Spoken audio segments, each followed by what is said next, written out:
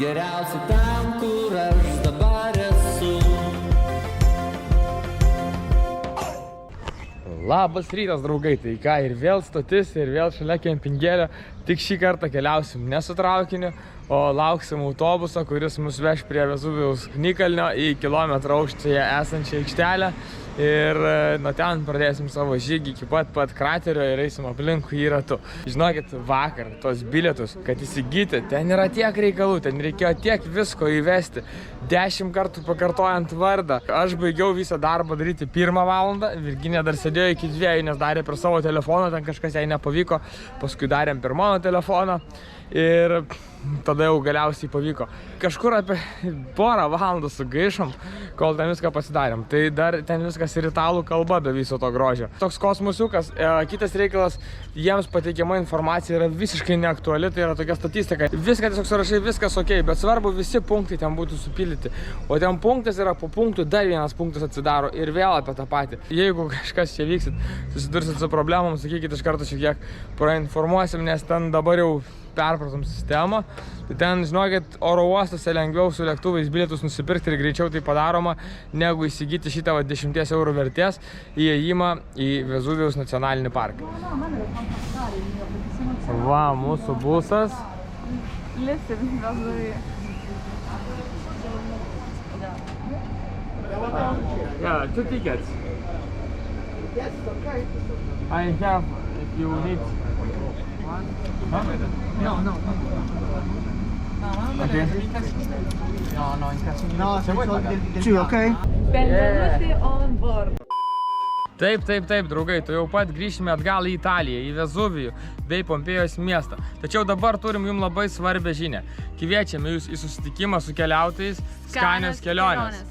Liepos 14 dieną susitinkame Vilniuje, Balsių mitologinėme parke, 19:30. Atvykę sužinosite apie piečiausią Europos tašką, bei kodėl žiemą ten atvyksta tiek daug turistų. Pasidalinsime kalnuose įgytą patirtimi tiek automobiliu, tiek pėsčiomis. Iš arti galėsite pamatyti mūsų kelioninį automobilį Lancia Pedra. Taip pat renginyje dar dalyvaus ir Aurimas Driukas bei Monika, kurie atliks mūsų video vlogose skambėjusias dainas. Taip pat dar jūsų laukia viktorina ir keliautojų vaišės. Ir visą tai nemokamai. O daugiau informacijos apie šį renginį rasite mūsų Facebook puslapyje Skanios kelionės. Susitinkam jau Liepos 14 dieną. Čiau!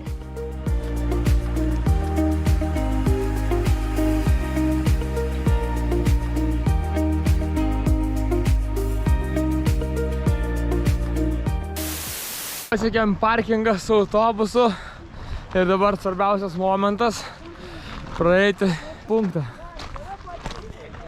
Dabar yra po 10:20, autobusas labai greit atvažiavo.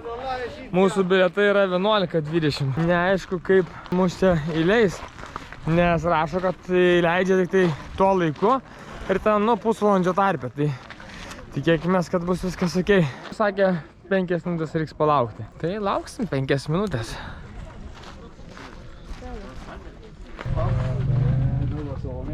Per favore, riprova. Temperatura normale. Temperatura normale. Andate quello. Sì. Vai. Keep the ticket for the exit. Okay. Yes, pagaliau, ne veltui mūsų 3 valandas vakar naktinio darbo prie telefonų pravertė šiandien ir įėjom. O prieš mus žmonės atėjo ir viskas. Atvažiavo iš Vienos, sako, mes atvažiavom iš Vienos ir... Ir sako, sako, nėra čia bilietų. Čia sako, bilietų nesakysit, jie sako, bet kodėl? Taigi sako, va, esat, galit parduoti. Ne, sako, nėra bilietų ofiso. Absurdas. Iš tikrųjų, sako, mes tie žmonės tokia, sako, kelia viską, ne. Bet iš tikrųjų yra vienas dalykas, aiškus, šitie bilietai, tokie online su tom registracijom, reikalingi tik vienam reikalui tam, kad labai būtų aišku, kiek žmonių ateina būtent į Vezuvijų. Tiesiog labai aiškiai, nežinau dėl ko tai daroma, bet labai aiškiai tam, kad tikslų skaičių, nes nieks negali nepraeiti, nepridavęs šitos online registracijos. Dabar jau paskutiniai atitvarai ir laukia nemažas sukilimas į kalniuką. Būtų gaila, jeigu tas 3 valandas būtų nuėjusios per niekur. Jo. Lituanija. 1 kilometer to the top. Okay. On the top is possible to make just half tour, and after you come back. For the visit, more or less 1 hour, 1 hour and 30. Okay. Enjoy your time. Thank you.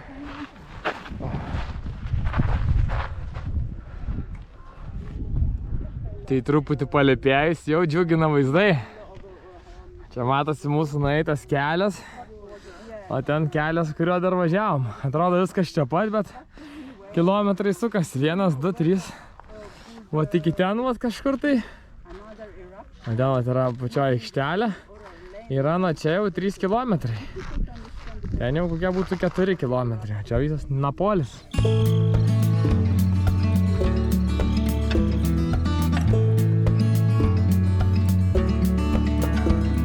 Draugai, čia va tie visi geltoni augaliukai, kur matosi. Tai jie labai sukuria tokį gražų vaizdą ir čia yra tipiški ugnikalnių augaliukai. Brunsai ar kažkaip ten taip vadinasi. Auga tik tai ant ugnikalnių. Paskutinis meeting pointas ir štai Vezuvijaus jau pradžia. Prasideda viršūnė. Nu ką, priėjom prie kraterio, tai žiauriai įdomu pažiūrėti. Wow! Nu nesitikėjau. Žiūrėkit čia kaip matosi, wow. Atrodo taip viskas paprasta iš nuotraukų, bet čia eik tu savo. Nice. Galėt patikėti, kad čia išsiveržia. Wow. Krateriukas koks. Wow, žiūrėkit, čia dar dunelis rūksta. Eik tu savo, geras, iš niekur atrodo iš akmenų rūksta kažkas. 2021 metai, Vezuvijaus krateris. Su rūkstančiais duneliais. Nu žodžiu, įsivaizduojate, iš čia, kai šutino lava, su visais pelenais ir visą kaimą pražudė Pompėjas. 1000 daugiau žmonių žuvo oficialiai, o dar kiek ten nežinoma. Paskutinis Vezuvijaus įsiveržimas buvo 1944 metais. Jis sukėlė tikrai labai daug žalos ir pareikalavo netgi žmonių gyvybę. O nuo to laiko tai va, tik tai dunelis vietom prarūksta dabar. Ir kol kas ramiai čia sau viskas stovi. Skaičiuojama, kad Vezuvijaus ugnikalniui yra maždaug apie 17 000 metų. Vulkanas buvo išsiveržęs daug kartų, o didžiųjų išsiveržimų metu išmesti Vezuvijaus pelenai pasiekė teritoriją esančią net už 1200 km. Be mums plačiai žinomo Pompėjos miesto, šis ugnikalnis yra palaidojęs dar bent kelis miestus. Čia susipjovė 2 driežai. Vienas kitam į uodegą. Tai bent beveik gladiatorių kautynės. Man po kojom. Čia mano koja, čia driežai, o čia rūksta ugnikalnis.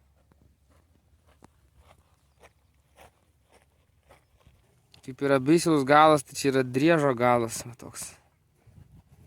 Viskas, perkando, tas jau miršta. Siaubas. Virginija jau išsilakščius po ugnikalnius, po vulkanus išnardžius. Kvapą gaudo. O čia apačioj 4 milijonai, įsivaizduojat, 4 milijonai gyvena.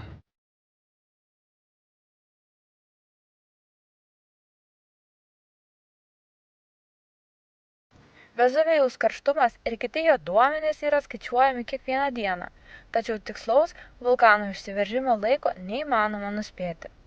Mokslininkai tiki, kad ugnikalnis dar kartą galėtų išsiveržti taip, kaip išsiveržė 79 metais po Kristaus ir sunaikino Pompėjos miestą. Vezuvijaus vulkanas yra laikomas vienu iš pavojingiausių visame pasaulyje dėl pareikalautų mirčių ir todėl, kad jo paveikiamumo zonoje gyvena apie 3 milijonus žmonių.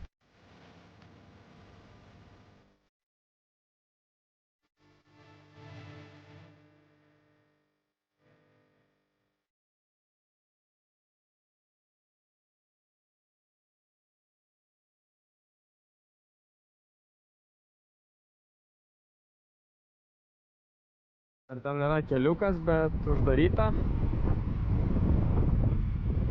Čia mūsų įlankėlė, kažkur čia yra mūsų kempingas.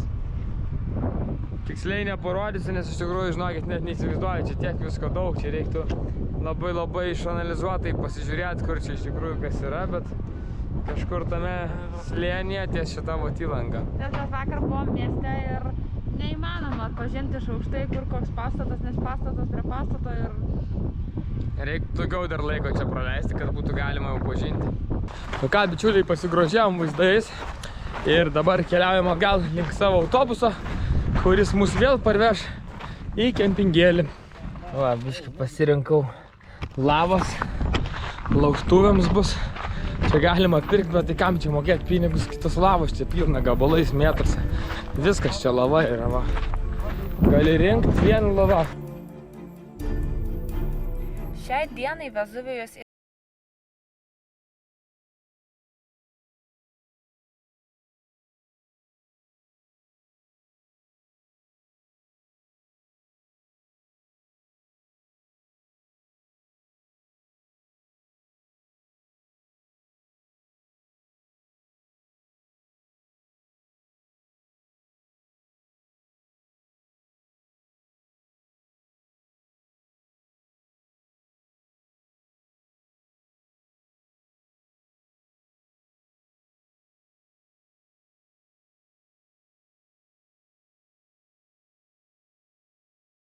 autobusą, bet liko jau dabar 2 minutės, tai jau praradom viltį, jau žinokit viską. Tai sekantis autobusas bus už pusvalandžio, tai nieko tokio, palauksim. Geras oras, vaizdai nuostabus, sieros kvapas biški priduoda, toks fainai čia yra. Ir tiesa, jeigu keliausit į Vezuvijų, būtinai pasitikslinkit orus, nes jeigu debesuota, nematysit viso to gražaus vaizdo, tos salos visos atsiveria, pats Neapolio miestas. Jeigu turit pasirinkimą, jeigu debesuota diena, varykit į miestą, pabūkit mieste ir sekančią dieną gal nebus debesų ir pakilkit į Vezuvijų. O mums šiandien žiauriai gerai pasisekė, nes nei vieno debesėlio. Vaizdas nuostabus, oras idealiai geras, nes nėra šalta, bet dar nėra ir per karšta.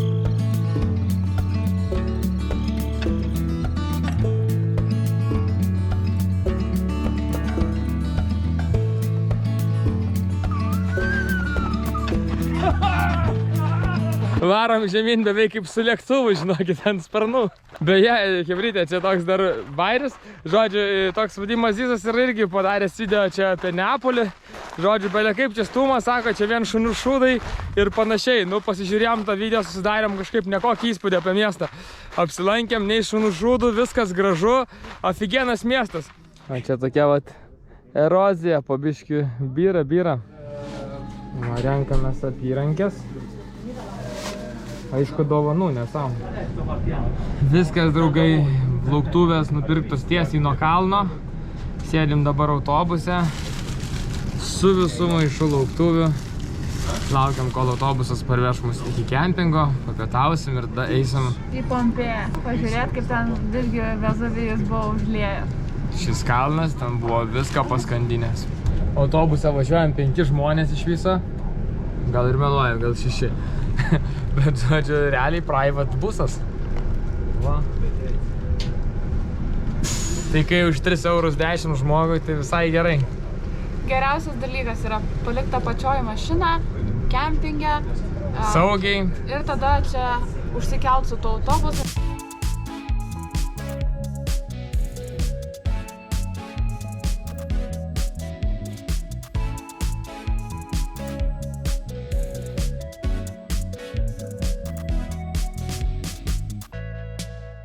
Tai taip, draugai, grįžom su Virginija į kempingą, truputėlį pailsėjom. Na, o kadangi šią savaitę buvo mano gimtadienis, tai aš savo nutariau pasidovanoti vieną tokią simbolišką dovaną apie mūsų kelionę. Vezuvijaus nacionalinio parko oficialią maikutę.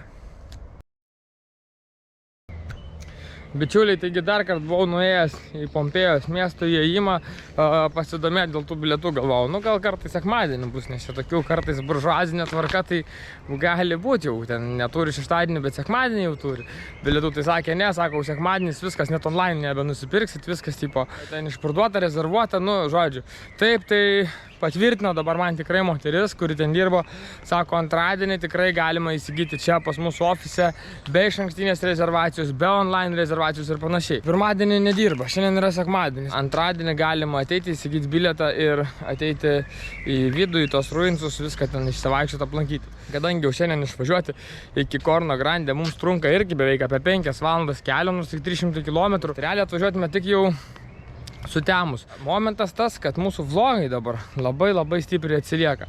Mes esame Italijoje, vlogas dabar keliamas, paskutinis buvo iš Ispanijos. Aišku, kai jūs dabar šitą žiūrit vlogą, tai galite prisiminti vlogą Ispanijos, kai kėlėm apie Kantabriją, Asturės regioną, apie kalnų kelią iki Leono. Tai va čia dabar buvo tas vlogas, kai mes esame Italijoje. Galiausiai priėjom tokį išvadą dabar su Virginija pasitarę, kad viskas, liekam mes dar čia, šitam pačiam kempinge. O šiandien yra sekmadienio, dabar dar geras pusdienis iki vakaro, daugiau negu pusdienis, realiai visa diena sekmadienio ir dirbam, žodžiu, sėdim, dirbam prie kompo. Aš taip pat dar turiu daug visokių dalykėlių, man reikia biškį su grojimai, šį bei tą pasiruošti, su muzikos reikalais, sumontuojam tą kalnų kelio video, nes iš tikrųjų daugiausia mano yra siužetas įdėtas, visas toks kažkiek, tai nežinau, paimta iš kokių Top Gear laidų, gal iš kažkokių automobilistų laidų ir panašiai, kas man pasirodė labai įdomu padaryti tokį išskirtinį šiek tiek video, tai nežinau, beje parašykit. Po tuo video, kuris yra va čia, va, nuoroda, dar jums prisakam, kas nematėt, galite dar pažiūrėti. Būtinai parašykit, kaip jums toks video, ar įdomus buvo ir panašiai, nes man asmeniškai toks buvo labai įdomus noras sukurti visai kitokį video, negu būdavo jis kuriamas anksčiau. Ir tada sulauksim taip antradienio, aplankysim ruinsus ir tada per savaitę atvažiuosim savo ramiai iki penktadienio, iki Corno Grandės, pakeliui dar aplankydami kitas gražias vietas, kas man visai irgi atrodo fainai. Ir penktadienį tada jau varysim tiesiai į viršūnę.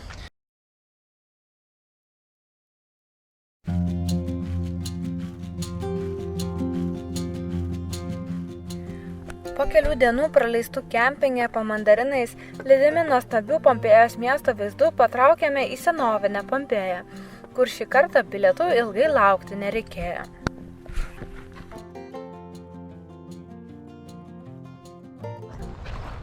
Labas rytas, draugai, pagaliau mes sulaukėm galimybės patekti į Pompėjos miestą.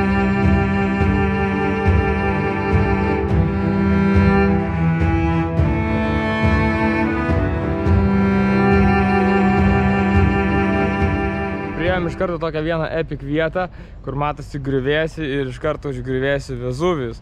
Tai iš karto primena tragediją čia įvykusią ir atrodo kalnas, pats ugnikalnis yra labai toli, bet krisdami pelenai čia viską padengia tiesiog, nežinau, tokių karščio zoną, kur tiesiog viskas tiesiog pradėjo degti.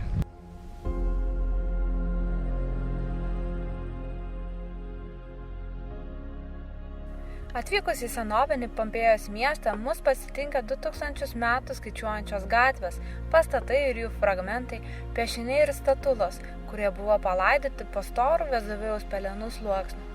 Pats Pompėjos miestas buvo įkurtas apie 6-7 amžių prieš mūsų erą. Iki 62 metų po Kristaus miestas klestėjo ir buvo svarbiu prekybiniu centru. Būtent čia buvo atplukdomi maisto produktai bei kitos būtinosios prekės.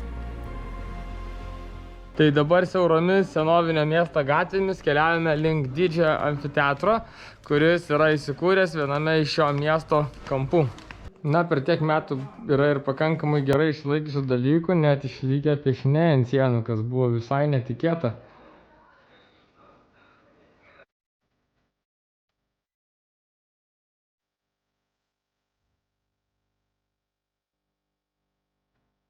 Na, o čia dabar užėjome kažkokią tai lordo namus, kur iš tikrųjų žiūrim, kad labai viskas čia gerai išsilaikė.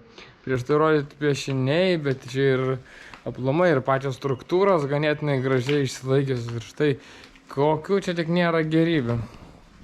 Vat kad pavyzdžiui ir čia kažkoks kaip ir baseinėlis, altorėlis kažkoks tai. Ir viskas taip ryškiai. Taip pat pagal atkastus duomenis čia yra vėl atsodintas ir gėlynas, rožynas, koks čia būdavo ir seniau.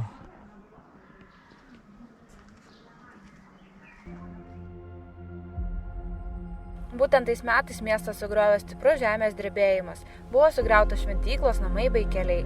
Miestas buvo restauruojamas iškart po drebėjimo, tačiau po neilgo laiko 79 metais po Kristaus Pompėjos miestas sukrėtė dar vieną tragediją – Vezuvijaus ugnikalnio išsiveržimas. Vulkano pelenai viską palaidojo 8 metrų sluoksniu. Šis išsiveržimas buvo vienas iš pačių stipriausių kada nors fiksuotų vulkanų išsiveržimų. Ir taip, vinguriuodami tarp pastatų, pasiekėme didį amfiteatrą.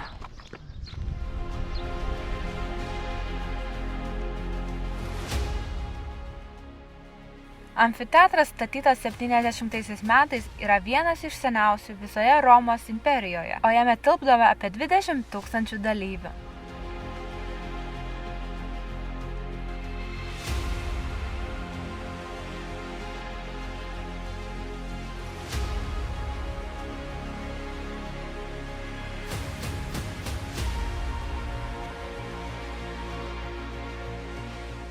Na, o dabar mano viena labiausiai lauktų ir įdomiausių vietų, kur galima pamatyti netgi žmogų išsilaikiusi po lavos sluoksniu.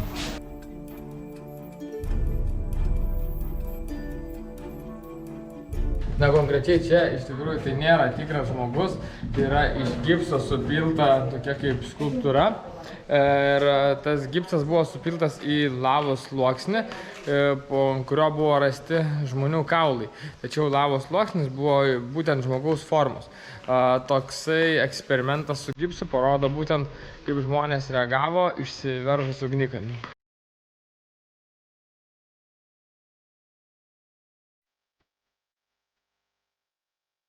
Ugnikalnio palaidotas miestas buvo atrastas tik 16 amžiuje, o kasinėti pradėtas tik dar po kelių šimtmečių.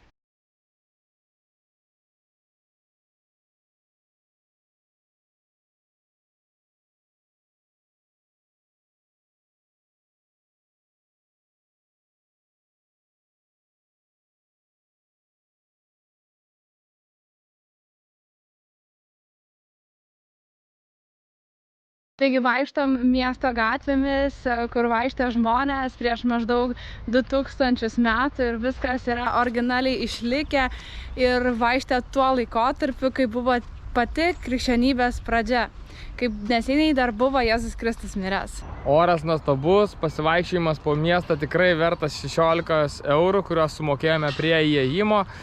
Na, o atsipalaiduoti per daug visą laiką neleidžia šalia šmėžuojantis vulkanas Vezuvijus, vis primindamas apie 79 metais atsitikusią katastrofą. Skirtingose miesto vietose galima pamatyti eksponuojamų žmonių, kurie slėpėsi nuo ugnikalnio išsiveržimo skeletų kopijas. Galima įžvelgti jų mimiką bei kūno pozą. Ugnikalnio problema su išsiveržimu vis dar nėra išspręsta ir po šiai dienai aktyvioje ugnikalnio zonoje gyvena maždaug apie 1 milijoną žmonių ir jiems Italijos valdžia siūlo 30 000 eurų kompensaciją, kad jie paliktų savo namus ir išsikeltų gyventi į saugesnę vietą. Tačiau daugelis italų į tai žiūri pro pirštus ir gyvena toliau. Taip pasiekėme dar vieną įžymybę, tai arką ir stulpus, kurie naudojami šio miesto beveik visur reklamose.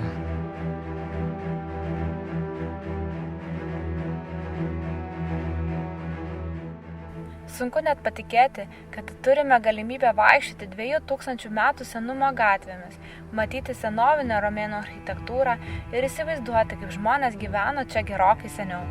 Vezuvijaus išsiveržimas tuomet kainavo žmonių gyvybės, tačiau tuo pačiu, palaidojęs viską, jis tarsi užkonservavo miestą. Pats Vezuvijus nuo Pompėjos nutolęs tik porą kilometrų ir yra matomas vaikščiant jos gatvėmis. Jis tarsi primena, kad gamta yra galingesnė už viską.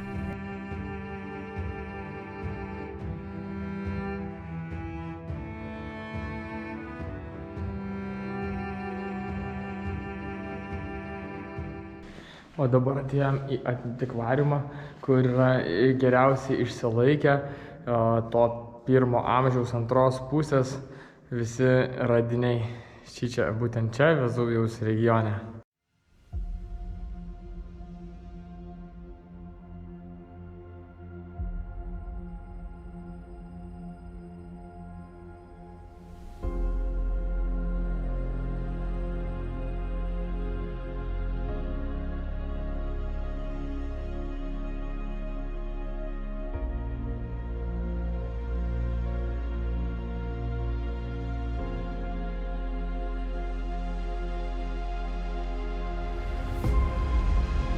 Na, Vietikė tikrai tokia unikali.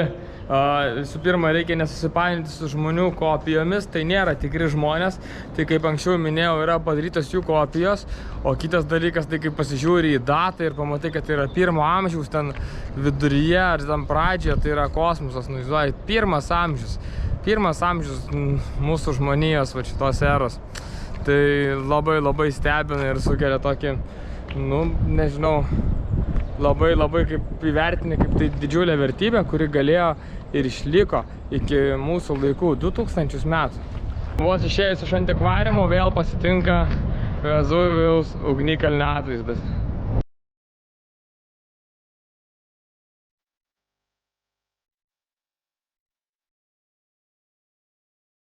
Geras pusdienis ir didžioji dalis Pompėjos miesto aplankyta. Dabar varom pavalgyti, nes esam žiauriai išbadėję ir toliau į kelionę.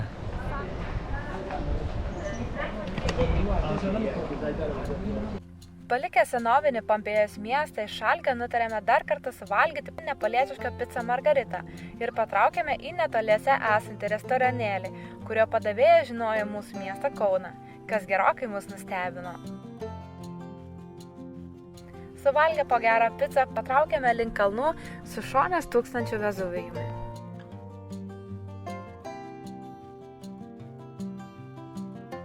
Na ką, bičiuliai, po kempingo reikia nusiplauti automobilį. Pirmą kartą Italijoje, išbandysim itališką plovyklą. O kempinge, kadangi stovėjom po medžiais, tai labai daug prikrito visokių žiedadulkių nuo automobilio ir šiaip visokių nuo medžių tokių gabaliukų. Keistas aparatas, nežinau, nieko nerašo, kiek čia mesti. Tai pabandysiu mesti centais, po 50 centų. Už 50 centų gavau 1 žetoną. Neaišku, kiek jų reikės. Dabar čia, žodžiu, reiks sumesti tos žetonus, bet įdomus dalykas, čia yra net 3 pistoletai. 1, 2 ir dar kitoj pusėje yra 3. Ir kelias minutės išsiaiškinam, kuris čia yra kuris. Tai pasirodo, šitas yra geltonas, skirtas pirmajam valymui, kažkas kitokio. Bandom.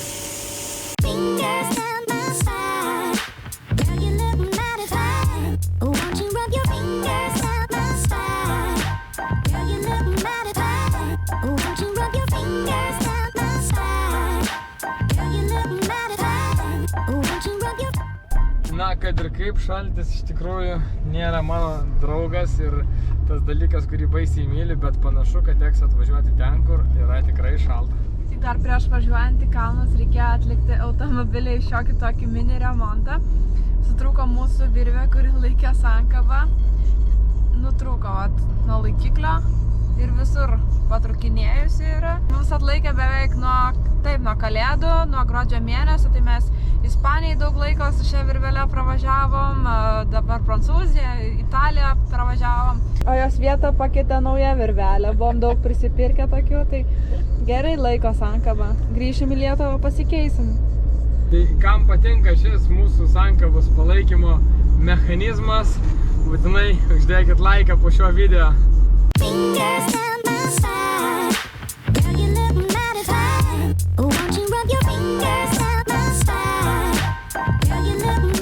Tai per programėlę pasižiūrėjau, šitos viršūnės nesiekia 2 km aukščio, kai kurios yra 2 km su kapeikom. Tai Corno Grande yra 3 km, aš dabar jau abejoju, ar ten nebus sniego. Nes kiek skaičiau komentarus, tai žmonės rašo, kad būkite atsargus ankstyvą gegužės, pirmoji gegužės pusėj, nes būna daug sniego ir labai slidus praėjimo perėjimai tokie, kai reikia eiti šlaitu labai stačiu ir ten būna viskas sniegu pasidengta, tada nėra takelių ir toks visą laiką labai lengva nuslysti.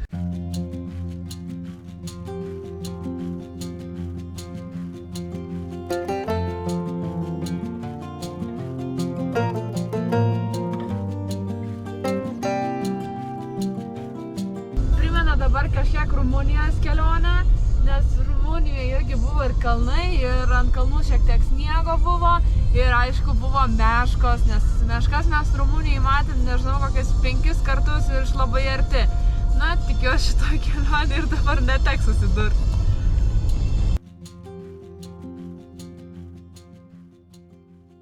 Su visam palikę Neapolį, Vezuvijų ir Pompėją savo už nugaros, besileidžiant saulei toliau riedėjome link Korno Grande, aukščiausios Apeninų kalnų viršūnės. Draugai, smagu, kad stebite mūsų kelionės nuotykius po Italiją. Visada laukiam jūsų komentarų.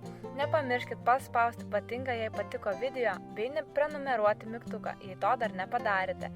Jau greitai Liepos 14 dieną pasimatome gyvai Vilniuje, Balsių mitologinėme parke. Iki!